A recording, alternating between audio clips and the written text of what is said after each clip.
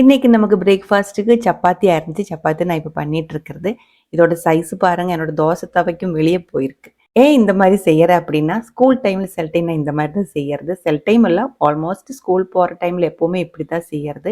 இது நமக்கு டைம் வந்து கொஞ்சம் சேவ் ஆகும். 2 சப்பாத்தி மாவுல நான் 1 சப்பாத்தி செஞ்சு எடுத்துடுவேன்.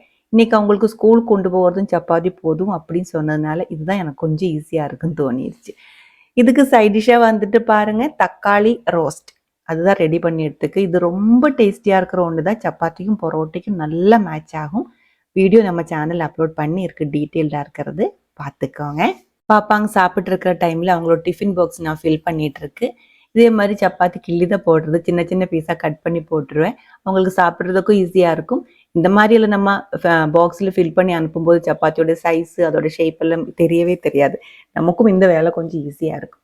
2 சப்பாத்தி ஃபுல்லாக அவங்களுக்கு சாப்பிட்றதுக்கு நான் அதே மாதிரி வச்சு 1 எக்ஸ்ட்ராவும் வச்சிருக்கு. ஃப்ரெண்ட்ஸு கூட எல்லாம் சாப்பிடும்போது ஷேரிங் இருக்கும் இல்லைங்களா, அதனால எதாக இருந்தாலும் டிஃபின் இல்லை லஞ்ச் ரெடி பண்ணும்போது கொஞ்சம் எக்ஸ்ட்ரா எப்போவுமே வச்சிடுவேன். தக்காளி ரோஸ்ட்டும் ரெடி பண்ணி பாத்திரத்தில் எடுத்து வச்சிருக்கு. பாப்பாங்க எல்லாம் போனதுக்கப்புறம் இப்போ நான் லஞ்சுக்கு அவங்களுக்கு சப்பாத்தி கொடுத்து விட்டதுனால நானும் 2 சப்பாத்தி மாற்றி வச்சிருக்கேன். எனக்கும் லஞ்சுக்கு அதுதான்.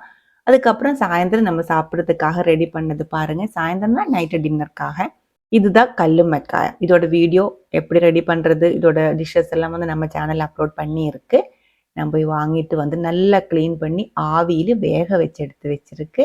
நல்லா ஆறினதுக்கு அப்புறம் இதே மாதிரி அதுக்குள்ளே இருக்கிற ஃப்ளெஷ் வந்து க்ளீன் பண்ணி எடுத்து பவுலில் மாற்றிருக்கு. 1 கிலோ கல்லு மக்காய் வாங்கியிருந்தேன். இந்த அளவுக்கு தான் ஃப்ளெஷ் கிடச்சிருக்கு. அதுக்குள்ளே இருந்து வெங்காயம் தக்காளி எல்லாம் வதக்கி தேங்காயை அரைச்சி ஊற்றி செஞ்ச கல்லு மக்காய் கறி ரெடியாக இருக்குது. சாதம் கூட இது ரொம்ப ஹெல்த்தியாக இருக்கிற பர்ஃபெக்ட் மேட்சாக இருக்கிற ஒன்றா இருக்குது.